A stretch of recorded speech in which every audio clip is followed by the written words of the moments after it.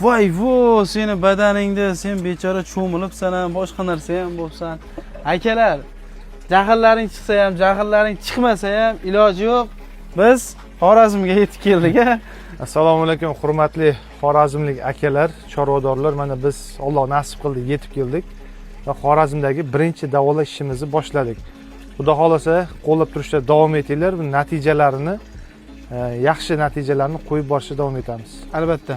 Telefonlar ko'p bo'lyapti, javob bera olmagan bo'lsak xafa bo'lmaysizlar. Hozir ko'p iloji boricha qaytarish harakat qilyapmiz, lekin vahima qiladigan darajada emas, xudo xolasa o'rtacha darajada. Ekan Abduxo'p aka ko'rsatib, u ijtimoiy tarmoqlarda qo'yilgan shov-shuv video kimdir obunachi to'plash uchun, kimdir aktivini oshirish uchun hayp qilayotgan bo'lishi mumkin.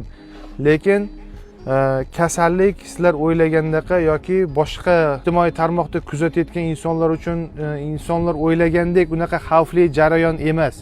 Biz borgan joylarda qanday bo'lsa, Xorazmda ham shunday.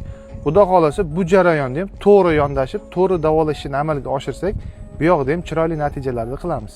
kuzatishda davom eting, to'liq xudo xolasa hammasini chiqarib borishda davom etamiz sizlarga.